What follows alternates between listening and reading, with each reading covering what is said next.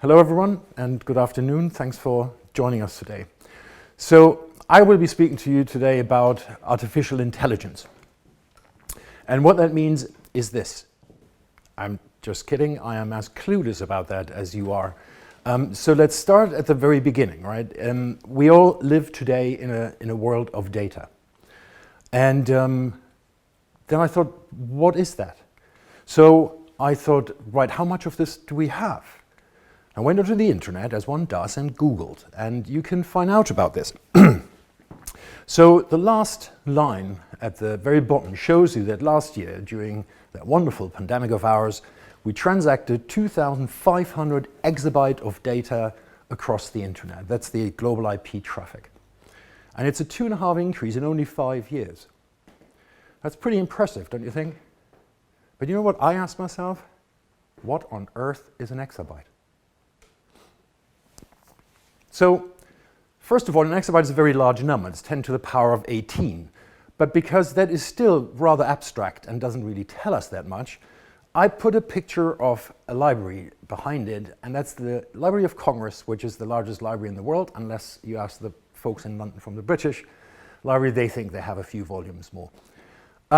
So you could store the entire text content of the Library of Congress on an exabyte. 100,000 times over. So last year, the IP traffic of the internet consisted of 250 million times the largest library in the world. That's where we are. And then forecasters say that this will increase exponentially over time, over the next years. And there is a reason behind it, which hopefully you'll learn about a little later. Now, because we still really don't have a clue of what that is, I brought you a dinosaur. And if that dinosaur would have clicked download on a link on a file of the size of that, then this download would conclude roundabout today. It doesn't end there. So we're here in the northwest of England, and just a little south from here, in Cheshire, we have Jodrell Bank. And Jodrell Bank, the mythical telescope. But what many people do not know is that Jodrell Bank is also home to one of the coolest developments in science today, which has an impact on data. It's called the Square Kilometer Array, and it consists on 2 arrays of telescopes, a kilometer squared each, one in South Africa and the other in northwest Australia. Now, their headquarters, however, for that thing are in the leafy Cheshire countryside at Jodrell Bank. When they switch on this telescope, the data output of this planet will increase by a factor of 2. So the SKA alone will output twice as much data as the entire internet. That, of course, comes with a few interesting connotations. I asked one of the professors who are behind it, it's like, how do you deal with this? I can't just ask you, put that on a USB stick, right? 2 times the internet. The answer was, we don't know. Anyhow, so nowadays we walk around with smartphones in our pocket that give us access to most of that data. So the question is, distinct to what Sir Francis Bacon used to say, that knowledge is power, is knowledge really still power? So the reason why the data output will go up, up, and up is that in more recent times, we're not only creating more data, but we're also having more data as sources. And sometimes you find them in the weirdest of places. For instance, in Arkansas. This is the homepage of Big River Steel. It's a steel factory. And what they did is they partnered with a company called Noodle AI and said, right, let's go in and let's put sensors on everything, and then let's capture that data and see what we can to improve. This is what the CEO has to say about this. So once you start thinking about our environment like that, and let's say you look at a city, you will realize that cities are really mountains of sensors. It's a smart data canvas, so to speak. You know, I'm not a city planner or anything like that, but even when I just close my eyes for 5 minutes and think where there is data in a city, it becomes a very, very long list. You have everything from measures for air quality. You have simple traffic lights, the bus routes, and so on and so forth. Modern cars often now are equipped with LiDAR. Now, a LiDAR takes 2.2 million data points every single second. So what we're seeing then is exponential growth. Not only in computing, we've been around Moore's law forever and a day, but also now in data capture and in the number of data sources. When we speak of data sources and work, then Industry 4.0, as it is known, becomes a really, really interesting thing. Now, in this context, I would like you to consider not machines just as Terminator-style robots, but as a data node. And the reason why that is very, very significant is the following. You might be familiar with this formula. It's called Metcalfe's law, and it basically stipulates that the value of a network is the square of its nodes. Metcalfe demonstrated it this way, and he used telephones because he basically tried to convince people that it would be good to standardize Ethernet ports, and thankfully he succeeded. Let's park this for a moment, but we get back to that. So when we look into factories and work, this is how it started. This was the Ford Motor Factory where the Model T was built, and you can see very, very many people. This is Tesla's factory, and you can't see people anymore. However, you have still these unwieldy, massive industrial robots. Now, if you would go into an Amazon warehouse, you would see a lot of these little orange things floating around, and they're little robots that are shifting those shelves with your orders to the people who package and then send them. And the number 100,000 deployed already is about 3 years out. I need to find a newer number. The same is true for seaports. This is in Hamburg, from where I'm from, where basically a whole container port, the second largest in Europe, is being operated almost without people. You know, at home, you might have a Roomba vacuum cleaner, and that's effectively a miniature robot. If you would be studying in Virginia, you would probably get your pizza order delivered by one of those. And if you're in Finland, they have last year launched driverless buses to the public.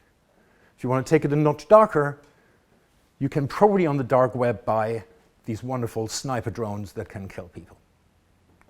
And who knows, this guy might be your next policeman, and you will not be able to outrun them, so better behave. As you can see here, this is a graph that shows the percentage of population that was working in agriculture in the United States, and has gone from the vast majority of people to very low digit numbers.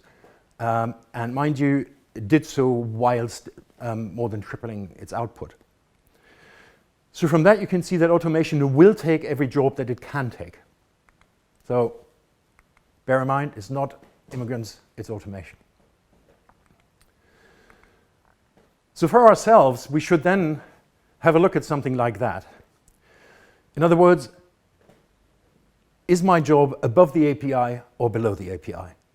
And if I'm below the API, I can be automated. Every single job that has a lot of standardized procedures and processes, in theory, could be done by a machine.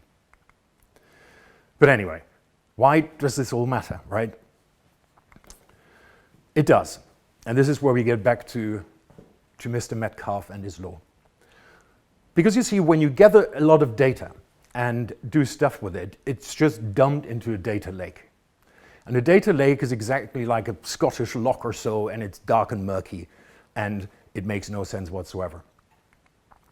However, with the ascent of sensors in our world, things not only become connected, but they become interconnected. And this then opens the door from Industry 4.0 to Industry 5.0, which is powered by what this talk was supposed to be about, artificial intelligence.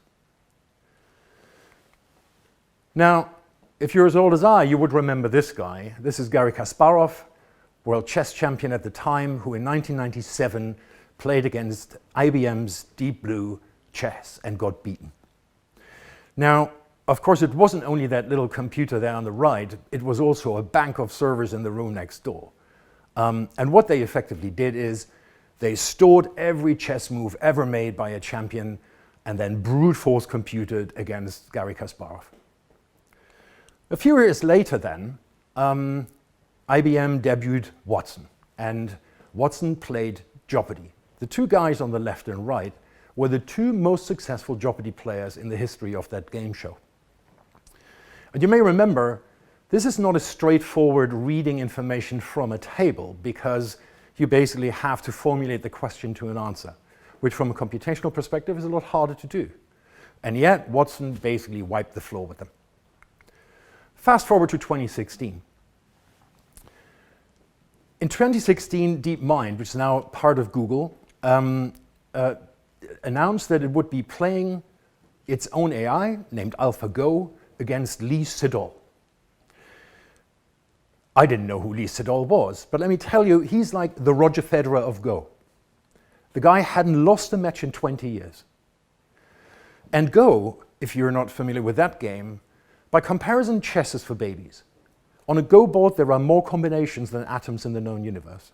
So in other words, you cannot brute force compute in a game of Go. So at first, they asked one of the founders of DeepMind, how long do you think until you could consistently do that? And he basically shrugged his shoulders and he says, well, it'll probably be a fair few years.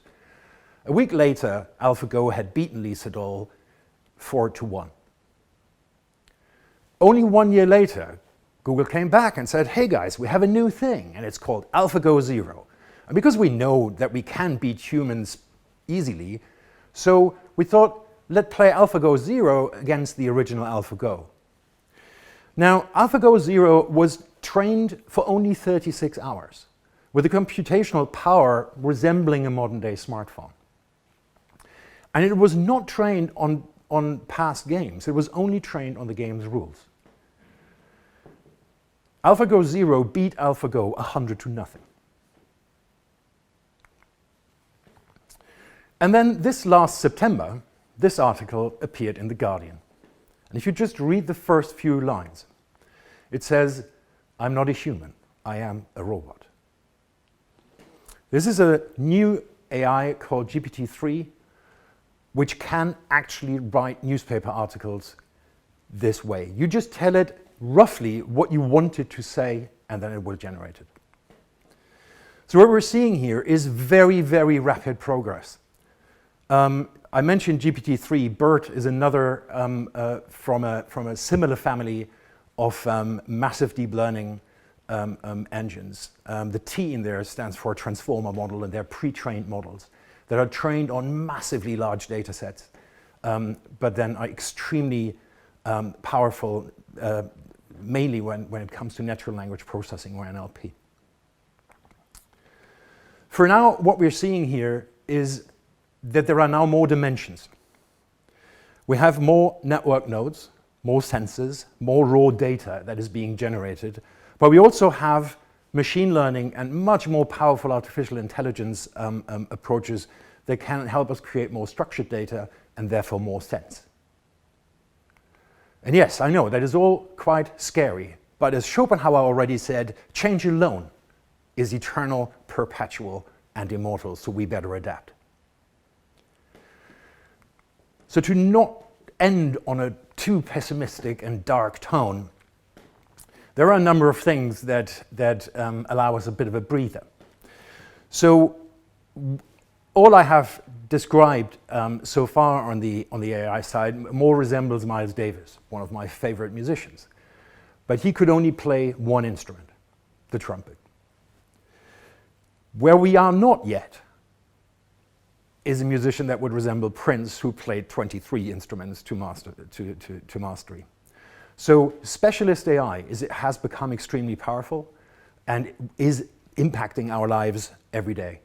Generalist AI is quite a while out, and some people think it will never arrive. That is one. The other is that there are ways of human-machine collaboration. There are now things that people call cobots, collaborative robots. This ABB one is like that, and it has sensors so it can actually sense if there is a human in the way or nearby. But then finally also, we can ask ourselves, what is it that makes us specifically human? In other words, what is stuff that is human and very hard for a machine or an AI to do? And the first is things made with love, passion.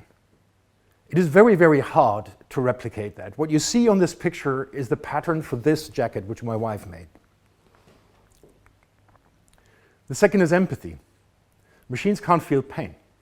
So they can fake empathy, as you've seen, for instance, in the movie Ex Machina, if you've watched it, but they don't feel it. Machines find it very, very hard to tackle creativity. Again, they can mimic things. You can teach an AI how to paint like Van Gogh, but it won't be able to invent Jackson Pollock. And then the final one is critical thought. Because mostly machines learn by inference, and that makes it hard for them to apply critical thinking to us. Whatever that might be, I can make one promise to you, that today is the slowest pace of progress you will know in your lifetime. Thank you very much.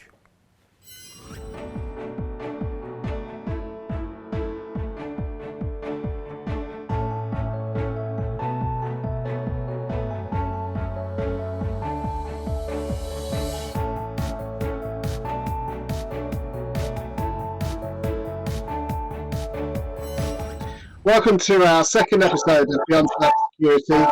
Really pleased to have you here. Welcome back to the Den, my workshop where I've been doing upgrading my Tron exhibit behind me. Some of you may remember from the first episode. You will have just seen the video presentation from Volker Hirsch on AI and the future of work. I'm really pleased to have you here, Volker. Volker is a venture partner at Amadeus Capital Partners, having joined in 2018. His current investment focuses on artificial intelligence and machine learning, human-machine interfaces, enterprise software as a service, autonomous systems, and digital health and medical technologies. So thank you for being here, Volker. As well as Volker, I'm also joined by Charlie McMurdie and Brian Higgins. Charlie is an acknowledged cybercrime and security expert. She's proven a highly acclaimed reputation for generating strategic direction and delivery of operational capability to confront the impact of cybercrime whilst proactively utilising and responding to emerging technologies which fuel it. Welcome, Charlie. Brian is our resident cyber croupier, having worked in international casino roles for 18 years until 2008, when he changed careers. He enrolled at Birmingham University, City University, reading criminal justice and criminology, and went on to serve as an officer in the Serious Organised Crime Agency until March 2013. He is currently the UK security spokesman for Comparitech and director at Arco Cybersecurity Limited, and a leading advocate for all forms of diversity in cybersecurity. Welcome, everybody. I'm really pleased to have you here. Thank you. Today we're talking about AI and the impact it will have on our lives and the world of business. As always, Beyond Cyber is focused on understanding the interface and opportunities around emerging technologies, specifically for those that have a security focus. So it's great to have a discussion around AI and its potential. As always, we have a live chat function, so if you have any questions, please pop them in there. Our glamorous producer, John, will then feed them through to the team, and we'll try and answer the questions as best we can. But I thought I'd first start off by just going to Charlie and asking her about her thoughts around AI and the impact that it might have on business, but also on cybersecurity, and what the opportunities that might be there are. Yeah, hi, and thank you.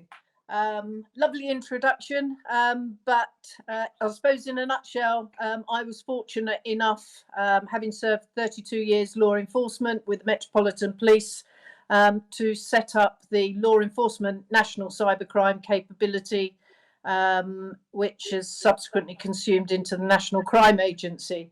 So that unit, with lots of highly skilled and top class police officers, dealt with cyber from the bad guys, causing national impact, national harm on companies, organisations, national infrastructure, etc. So I saw, from the bad side, the exploits that can occur. And then following that, I spent 4 years as PwC's senior cybercrime advisor, working with companies and organizations to actually put in place the right systems, sometimes using AI or aggregating systems, making sure the appropriate security measures were in place to defend them, subject to attack from the bad guys.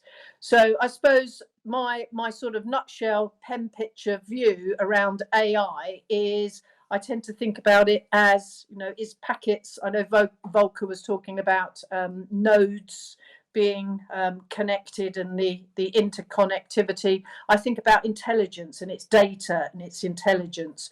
So that's something that you have to ensure around the integrity of that intelligence, the ownership and the liability around that intelligence before you start to aggregate these systems, and then build your jigsaw of interconnected dependencies, which offer businesses, organizations greater speed, greater development opportunities, reducing workforce opportunities. So all the bonus sides that come with AI potential, but looking at what the foundations need to be in place to ensure that they're safe, they're secure, and you've got the accountability around that as well.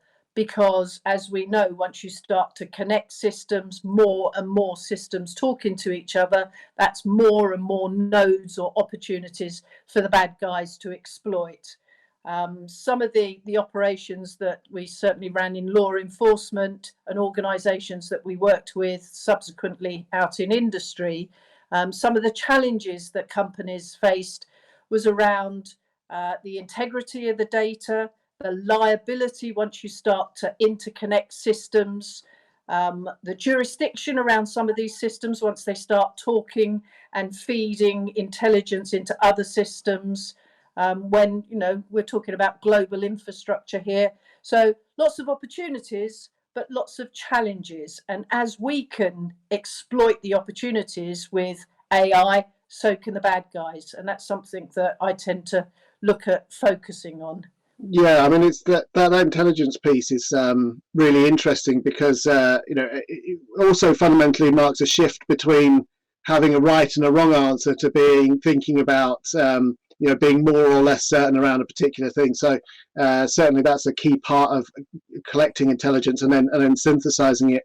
And the other thing you mentioned, whilst the good guys have constraints, potentially the bad guys don't have the same constraints in the way that they're using the data they're collecting and so on. So I think there's something really interesting there about the opportunities for us to protect the data that's going into these big AI systems, what we do and don't want to allow to happen with those, and the potential there. So that's really interesting. Brian, what are your thoughts on AI and cyber? I'm sure you've got quite a few.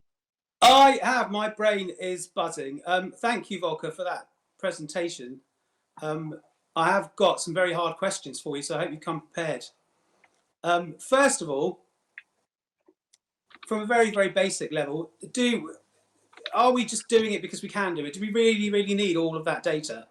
I mean, I'm a bit of a novice when it comes to AI, but I think, as most people would think as well, what's it for? I mean, I get, obviously, the more data you can mine, the better you can make things.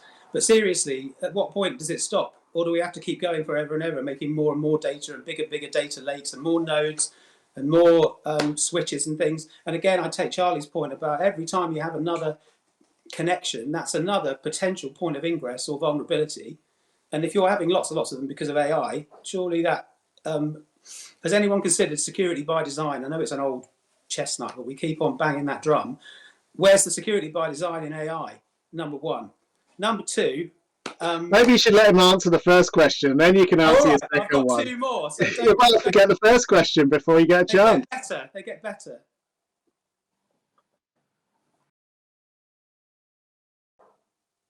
I can't hear him. Sorry, Volker. Can't hear Volker.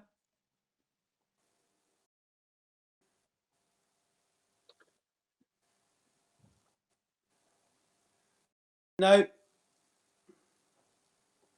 The problem with live streaming. Can I Can you hear me? Can I just jump in on something Brian said? Well, Okay, so apparently the audience can hear Volker. Unfortunately, we can't, which is strange. Oh no. In our stream. Oh well, go on then. Tell the audience what you think the answer is, and I'll just hopefully figure it out.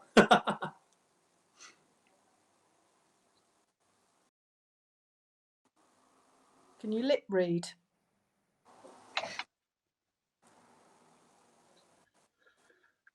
Yeah.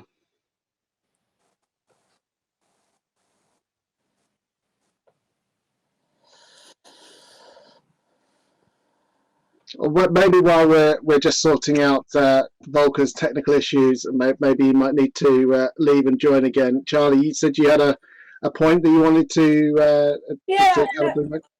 It was just with Brian saying about, do we need all this data? And I like to play devil's advocate. But if you look at some of the companies now, that they don't have widgets, they don't have commodities, they just utilize. Uber is a classic example. So Uber doesn't own cars, it doesn't manufacture anything, it just utilizes data as that is its business. Amazon is more or less the same sort of thing. So just, using intelligence, passing data from one place to another. So, I think there's more and more focus around the intelligence and the utilization around the intelligence. Yeah, I get that. But I think we've tried the classic IT. Have you turned it off and on again? And we might have Volker back with us. Shall we try? Yeah, I would be. Yay! Brilliant. Thank you. Right. So, your response, Volker, to that, Brian. So my talk was really only designed to actually illustrate where the capabilities of first of all collecting, analyzing, splicing together, etc. data today is. When we kind of pare it back, it is just those artifacts have always been there, but because so many more of those now either have a digital equivalent or we have the ability to turn them into a digital equivalent, that allows us to basically jump at them. So I don't think it's so much a question of need, but it's a question of additional capabilities. So I think that is the one thing. In terms of security by design, that's a valid question. The only thing is, AI researchers are different people to cyber people. That is also why last release events like today's are so important, because people need to be aware of this. There are some extraordinary things that we can do, specifically also in the security space. There was a, I think, Berlin-based startup called Ava, who, for instance, were 2.5 minutes faster than the Metropolitan Police to detect the attack on Westminster Bridge. And I think they are now actually working with the Metropolitan Police. What is that? I should hope so. Yeah, indeed. So and they were doing this, and bear in mind they are good guys, but they basically it's everything from scrolling Twitter feeds to integrating CCTV cameras to whatever that is, to basically being able to detect a lot earlier, and that you can do in the real world, which is like what these Ava people are doing. But you, of course, can also do this in the digital realm. Thank you. I also think that there is some issue around cultural use of data and technology, if you like. Now, I did notice, and you reminded me of this in your talk, actually. There was a slide where you had one of those robot hoovers, vacuum cleaners,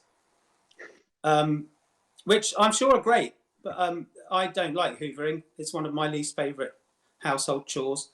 So it's a good job you can't see the floor in my apartment right now. But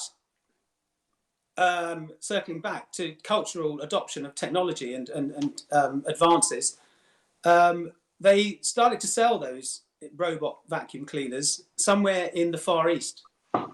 And there was a really awful story in the press about some poor lady who'd been asleep on the floor, because they sleep on the floor in the Far East, and the Hoover had sucked up her hair, and they had to call an ambulance and have her cut free. So I know it is quite funny, unless you're that poor lady, but it does make me think about different cultural uses for all of this data. And, is there going to be mission creep? It all sounds great at the moment because we've got great new companies, lots of entrepreneurial stuff. It is Industry 4/5.0 because all of the old jobs, some are being made obsolete, but as you say, new jobs pop up, the gig economy, things like that.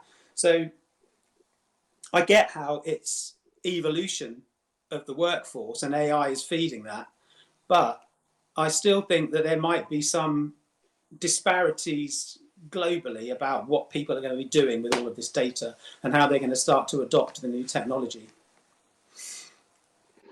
I mean, if you take something like these vacuum cleaner things, I mean, sucking someone's hair in, that's one thing that's arguably a design fault, which is relatively easy to fix. To more towards Charlie's concerns over vulnerability, though, how much thought do you think has gone into protecting the network connection of that Hoover, which is internet connected because it's probably running on your Wi-Fi? So that to me is of more concern. So when you look at the data nodes that I was mentioning, the threat in inverted commas is on the edges of those networks. The central parts are often much better protected than those little nodes at the edges. So as we as these types of devices are growing, our homes, our workplaces, our factories become slightly more vulnerable. Yeah, so, I mean, I think there's a whole bunch of stuff that we need to still get the basics right. There's some products that just aren't being protected in the way that we would expect them to be protected, and they're often cited lots of discussions about smart bulbs, but and their weaknesses and the way into people's homes. But Charlie, you had something you wanted to say.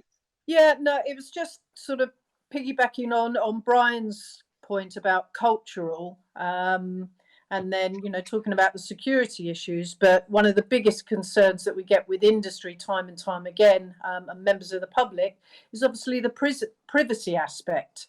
And a lot of the machines, the devices, even the Hoover example that you were just talking about, yes, it presents a vulnerability and exploit security risk, but also the data that Hoover is picking up and capturing about, is activated during the night. So we know the hours that person isn't at home, perhaps, or, the Wi-Fi connected fridge or toaster or whatever it may be. The data that those devices are then sending back to central collective points and how that is being utilized to profile our lives, when we're in, when we're out, what we're eating, what we're not eating. Now you buy something off the shelf, and as it goes through the till, the barcode then tells the store that, Charlie McMurdie is buying more bottles of this or cans of that. They're profiling who I am, what I'm eating, what I'm doing, when I'm shopping, where I'm shopping. That data is all being utilized to feed other aspects of my life. Potentially, that will in fact influence my life insurance at some stage when the supermarkets sell on that data to the insurance companies. So it's all this interconnected, all these nodes, all these intelligence points, and how they're informing other aspects of our lives. And that's a key thing for me that perhaps is a concern around when we're looking at AI.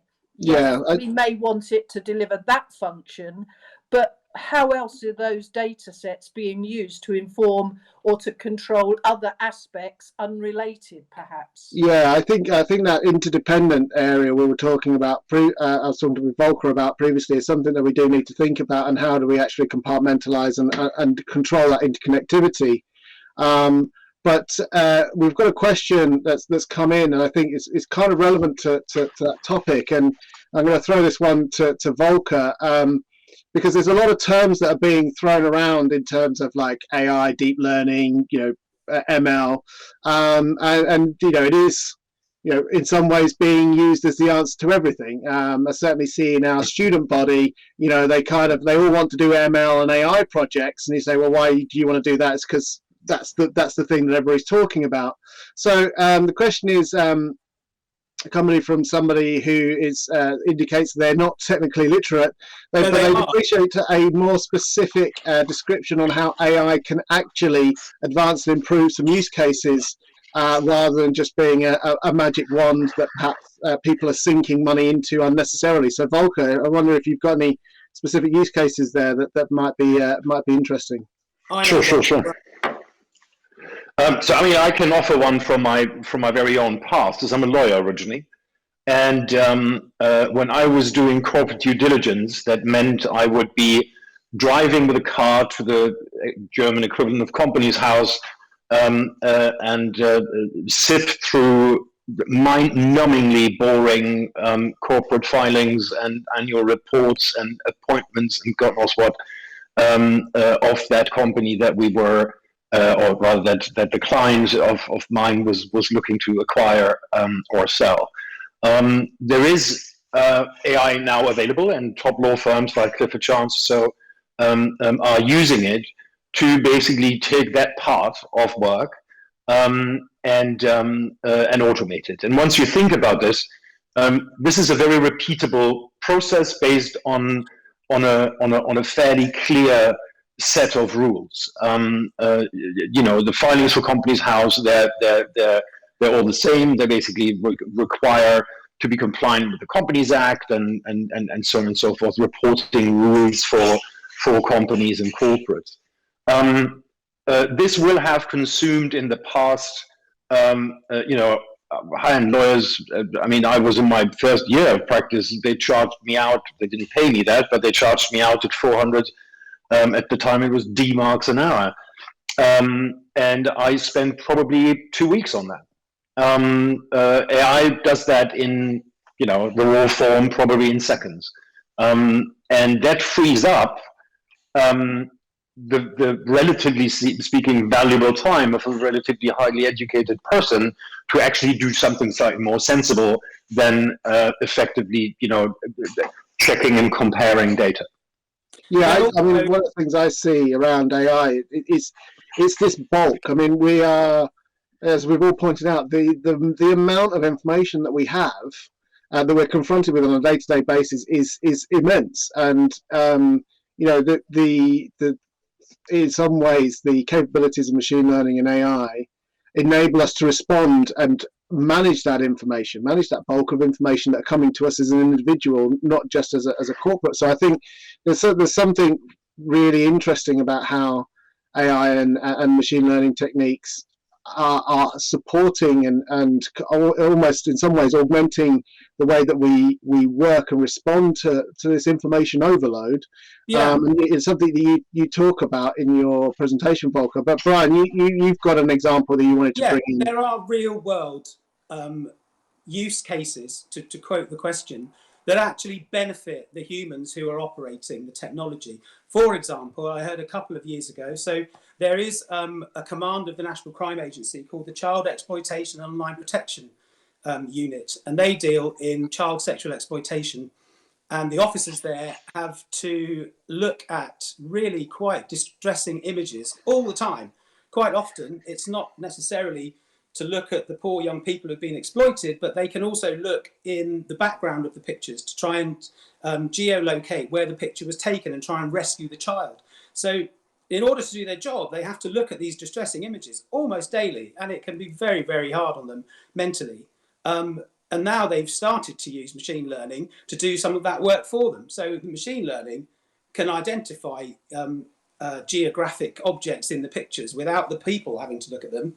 And then they might, aggregate that data as you do and pop up, oh yeah, well, these pictures were taken in, I don't know, I won't name a place because I'll just get in trouble. But you know what I mean? They can geolocate without having an actual human have to look at all of those distressing images. So it's improved, A, it's made stuff quicker, but B, it's taken away a chunk of really distressing work from the humans that actually do the job. So there are definitely real life use cases where AI can actually benefit. But I'm still definitely. I mean, I was in a meeting recently with some various people, and they were talking about the systems they've got now to actually automate the geolocation stuff as well, by looking at the background, looking at the shadows, the light levels, all these types of things to try and find the actual location. And a lot of that is we talk a lot about AI in terms of big data processing, but there's also a lot of AI in just to do clever things with small amounts of information. And sometimes I think the whole AI debate is really caught up with the data science, big data kind of debate, and it's not necessarily the case. I mean, you have to have data sets to train these systems on, but you can do a lot with a small amount of data. Volker, I don't know whether you've got something. Yeah, I think we need to distinguish here. So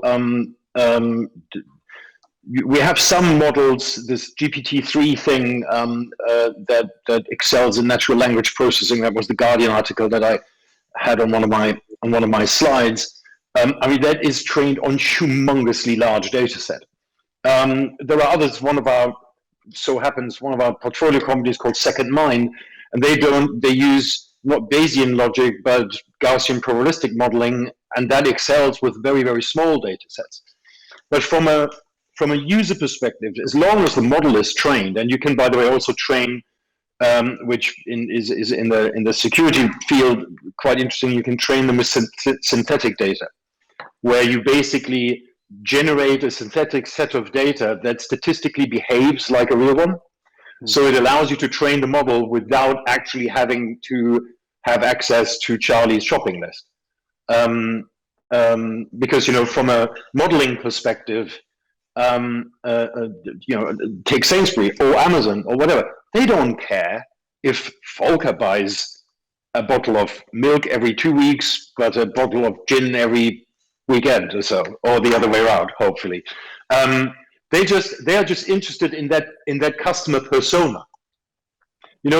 To think that they actually are interested in us as people, we take ourselves way too importantly. They don't care. They really only are interested in certain customer personas, and we can model these using synthetic data that just behaves statistically in the same way. And then from a user perspective, what you get after, that can indeed be very small things. And friends, we're using them every day. It's Netflix as an example. Netflix doesn't have a homepage. Every home screen of Netflix is computationally adapted to every single user differently. So there are basically as many Netflix home screens as there are Netflix users. And of course, if you use the Netflix account of your son's former girlfriend's cousin, then that might result in some weird recommendations. But generally, that works, and that's AI. Netflix spends allegedly $250 million a year on their AI department because it makes their programming more effective, and people, when they go on Netflix, are quicker to actually find something for them. Now, is that a world-changing thing? Don't know. Does it make the user experience better? Almost certainly. But the same thing we can also do for much more important things. If you say, look at climate change, and how do we generate and store energy, and how much energy do we need to generate? Now, energy needs to be generated usually so that it's capable to fill the peaks. Now, we actually hit the peaks very, very seldomly, but it is being generated.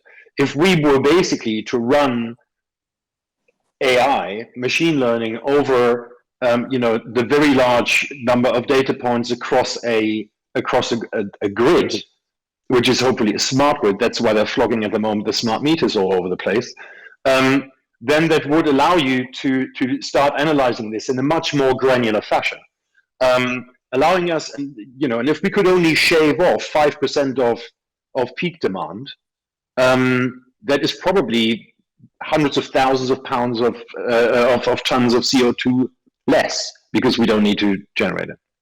I mean, I think there's so many opportunities I see with AI and the intersection with information and the protection of information, and we are living in a bit of a world, I think, in which individuals are quite at the moment not necessarily as savvy as they perhaps want to be around the management and control of their information, mainly because they don't really understand where their information is going to, and also what information about them is being generated. So there's something really interesting, I think, in terms of business opportunities or emergent opportunities around developing solutions that help people to manage their own flow of information. And I know, Charlie, that was something that you were mentioning at the start around just some of the risks around people's information and what that might reveal about them. But I just think there's some opportunities, and I think maybe AI is one response to help us intelligently manage the information that is going into these systems. So my third question, because there were three, if you recall from the beginning, and my major concern about the advancements of machine learning and AI and adoption is to do with model training. I didn't know what the phrase was, so thank you, Volker, for educating me. But it strikes me that the big vulnerability is in model training. If you tell AI to do something, it doesn't necessarily have any kind of human thought about what the instructions are. It's just going to follow them and do what it's told as trained. And as an example, there was a story in the New York Times, I believe, a couple of years ago, where they had some hospital robots, and somebody thought, as a model training exercise, wouldn't it be good if we told the robots to cure cancer? So the robots decided that actually, or a specific kind of cancer, I don't know which it was, but the robot decided with its AI robot brain, without any human influence at all, actually, well, all of that cancer lives in humans. So if we just kill all the humans, we'll get rid of the cancer. You can Google it, it's in the New York Times. So a really stupid, alarmist story, but to illustrate, I think, a very valid point. Do we need to be regulating and putting some kind of consistency into the model trainers? Because AI it's the future. Not everyone understands it. Even the people who are using it don't understand it most of the time, I think I should be right in saying.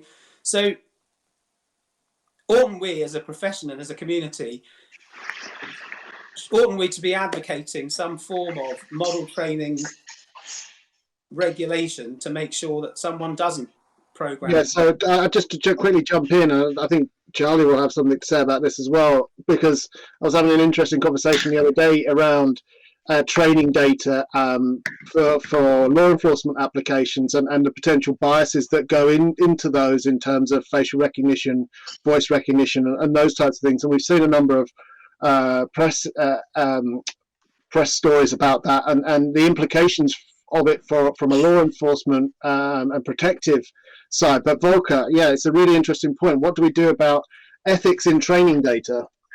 AI ethics generally is an emerging, shall we say, but extremely important field. You're absolutely right. And the kill all humans robot story, that's a bit crude. That's basically a question of garbage in, garbage out. If you basically feed garbage data into a model, then you get the garbage result. But more subtly there and darker, there have been models trained on how can we identify criminals, etc. And this was in the US, and guess what? And then they ran it across a population, and it so happened they picked a jail where there were more young black people. And all of a sudden, that led to algorithmically identified threats from black people more often, although it was simply because they fed their algorithm bad data. Mm-hmm. When it comes to more modern and subtler versions of cancer detection, for instance, there's a lot more data available on white people. So it is actually the success of algorithms that look at, for instance, skin cancers, etc.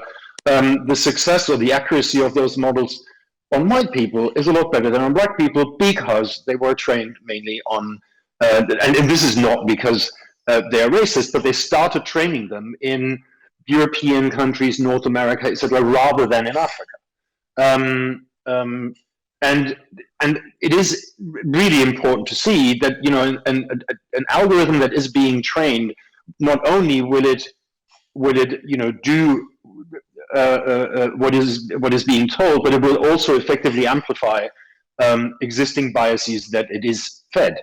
And for that, yes, you know, I know that there are multiple initiatives underway to try and address AI ethics as it was as a principle. You know, to simply say we need a regulation that needs to do that, I'm not sure does that, but you know, just like every company today that processes data has a data controller, we might very well need to have an ethics controller or something like that. Yeah, Charlie. Yeah, so I like to keep things simple. I have a simple mind. I like simple sort of pictures. I'm quite a visual person, and for me, most cyber stuff, technology stuff, whether it's AI or ML or whatever it is, you've got a human input, sets it off and running. Then you've got the process, the functionality, whatever that functionality may be. And then you've got the impact at the end where it comes out and it affects the likes of you and me. But where you need the safeguards, and whether it's, you know, I don't know, dishing out medicines or facial recognition, you know, identifying the bad guys, running data sets, where you need that human input will always be around the morals of that functionality, the ethics of that functionality. And somewhere along the line, there will be a liability. Somebody will set that policy, process, procedure, often running, aggregating all that data to deliver the functionality that will have an end output. Somebody will be culpable for doing that, or, you know, teams or organizations. So it's the two endpoints that I really, you know, machines are great and AI is great. It can do all sorts of weird and wonderful things that we haven't even thought of yet. But it's still the people at the start and the impact at the end, and those human factors that machines, yes, you can pre-program with the norms of ethics and the norms of morals, but I think it will be a long, long time until we let machines identify and develop their own ethics and their own morals to make that final endpoint decision. You know, do I run over that child or do I crash the car into the lamppost? Well, let me challenge you on that. Well, that's a trolley problem, which is unsolvable. No, but it's so you might remember the Christchurch massacre that was live streamed on Facebook. Section 230 or whatever that is, Facebook's not culpable. The guy who did it, yes, they got him, etc. But you know, that was quite distressing. That could lead to someone you know, vulnerable, whatever, developing anxiety, panic attacks, whatever that might be. A human cannot, on a site like Facebook, the size of Facebook, cannot basically immediately find it and shut it off. You know, it took Facebook, I think, after they got alerted to it, something like half an hour or so to take it down. There's a Finnish company unrelated to our fund called Velosa that had identified this after 5.5 seconds. Yeah, but that's still a human setting that program, those standards. No, this was basically AI that said that in this case was trained to recognize emotions, and then they basically had a subset across trained to recognize violence. Yeah, no, I agree with what you're saying. So you know, so there you have this interplay where when you are Facebook and you say, right, we don't want violence on our platform at all, you could basically suppress it. Now, you know, on such goals. Well, that's the thing. I mean, if you could also say, you know, and we do this with age verification, for instance, right? It's the automatic age verification things. At my age, it's enough to be approximate, you know, because I'm clearly over 25. And then maybe if you're between 18 and 25, then they will basically say it has to be checked. And the same you could do with violence. But you can, of course, also just flag stuff where you suspect with an X level of confidence, which you can define, and flag it to a human moderator, but withhold it until it happens. You know, there's no black and white, I think. I mean, I think one of the issues is around the, in some ways, the culpability, right? So how do we, when it all goes wrong, whose door do we knock on and says, right, you're the one that's kind of, you know, in trouble for this system? And it's an interesting and intriguing problem when you start to introduce, and what we're talking about is introducing more autonomy into the systems for making decisions that humans used to make, right? And there was a lot of issues around editorial decision making, in, you know, automated editorial decision making, and for online publications and bits and pieces like that.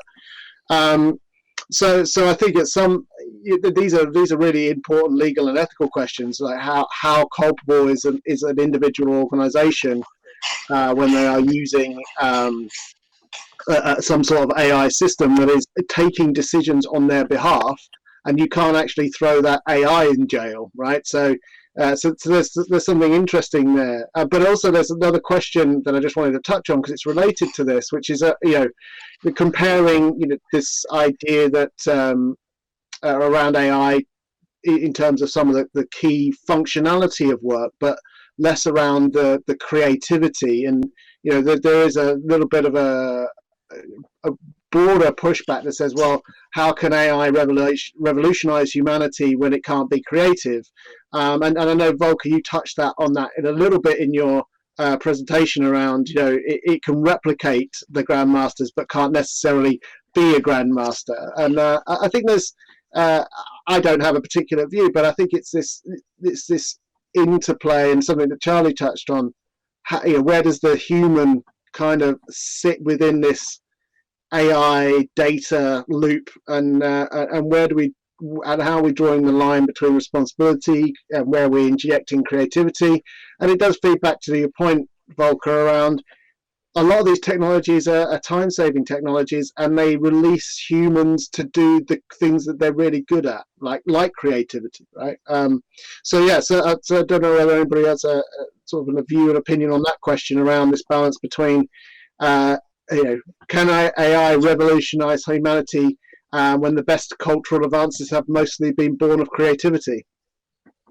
Well, I mean, you know, so when we look at it in a work context, if I'm a tax collector at HMRC, creativity plays zero part in my work life.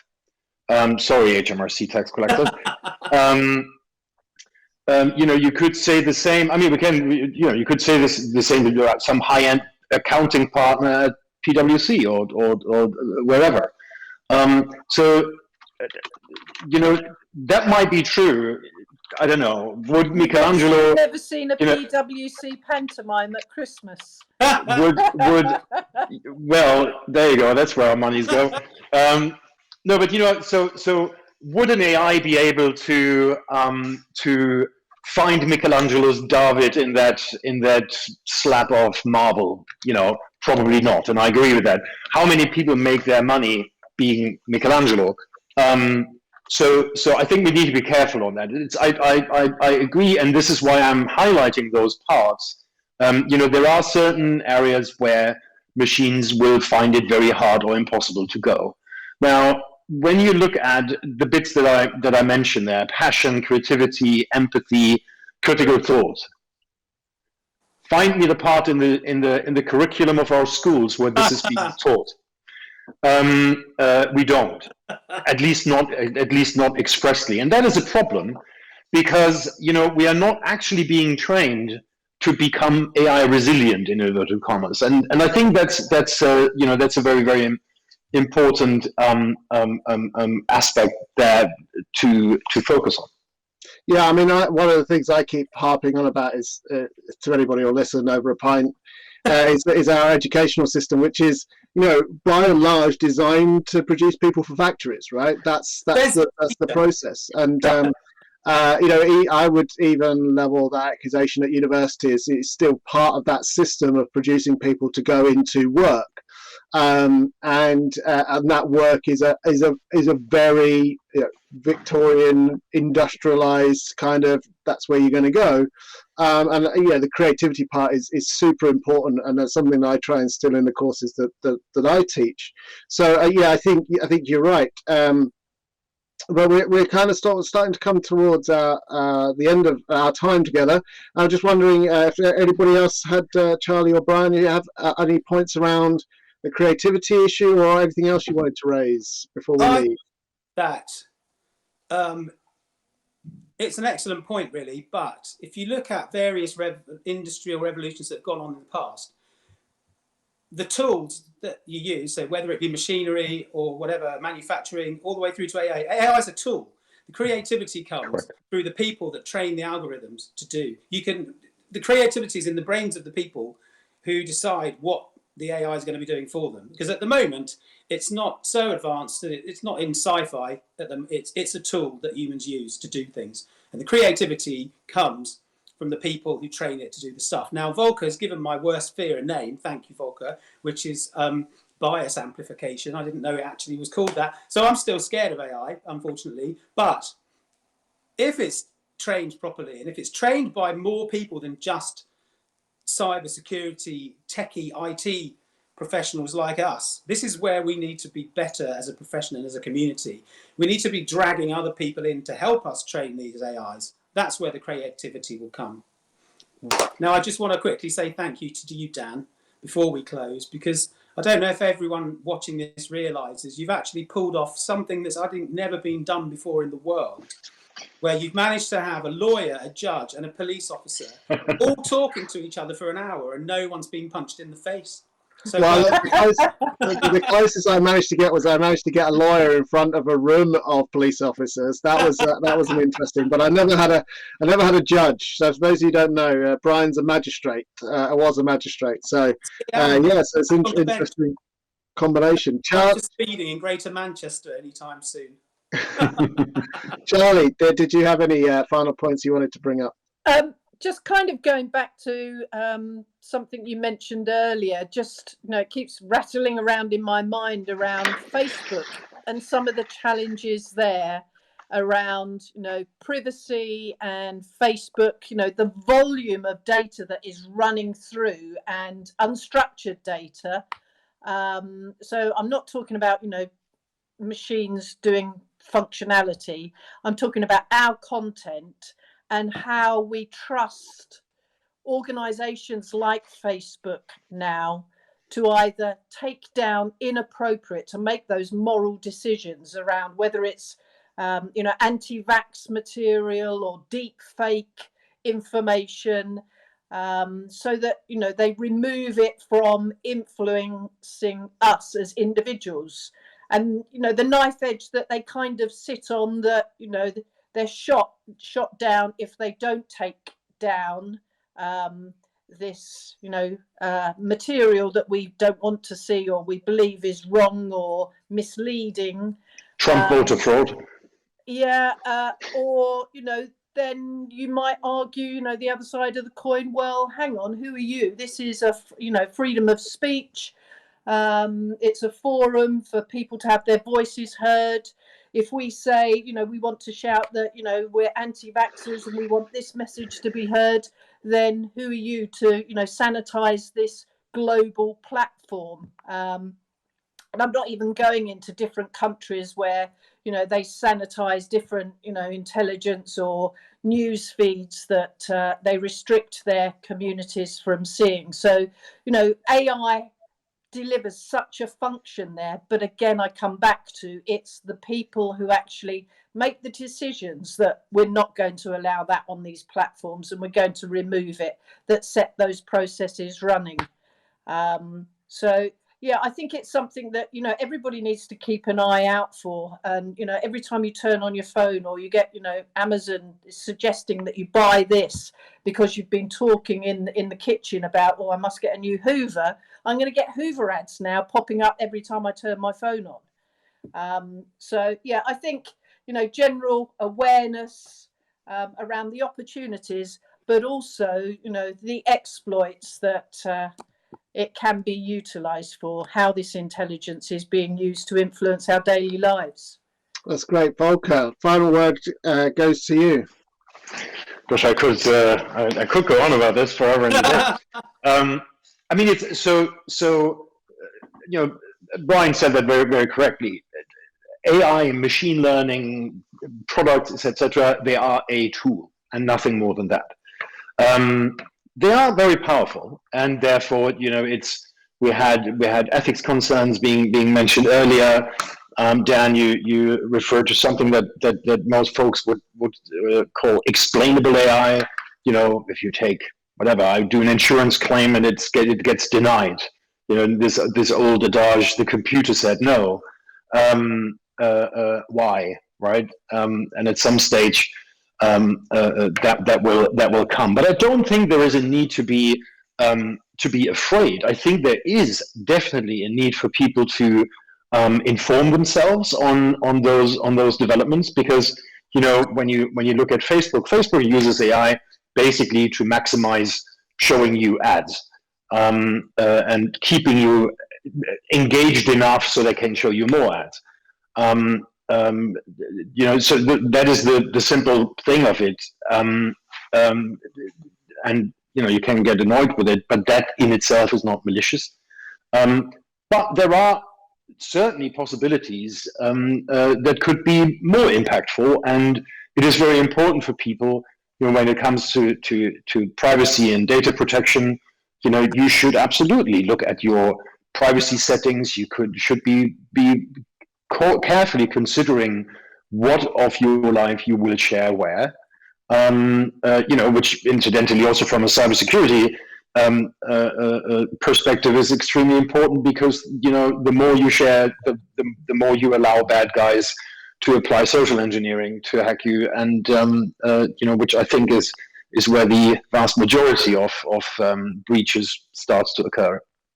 Yeah, I agree. I think we've still got a long way to go to really start to tackle some of the basics, but it's really interesting to kind of probe the future and think about, you know, what we might need to start thinking about now to really allow us to adopt AI. And I don't think that, like you, AI is anything to be feared. I mean, anything that can de-age Mark Hamill so that he can come back as a Luke Skywalker and rescue Baby Yoda has got to be good in my book.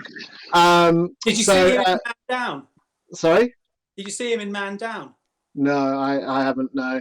Yeah, no, just the Baby Yoda thing. That's got me. So, but thanks to Charlie, Brian, and Volker for taking part in this episode. It's been a really interesting conversation, and I really appreciate it. I'd also like to have put out a quick thanks to our production team, John Serdovan, for doing the video, Andy Rowbottom and Bruce Thomas at Tribes, and Justin Clark at Just Social, and also John Lomas, who's working behind the scenes to keep everything going as the producer. And thanks once again for joining us for Beyond Cybersecurity, and we'll be back in another couple of months for another episode. Thank you very much. Cheers. Thank you. Thanks, everyone. Bye. Bye-bye.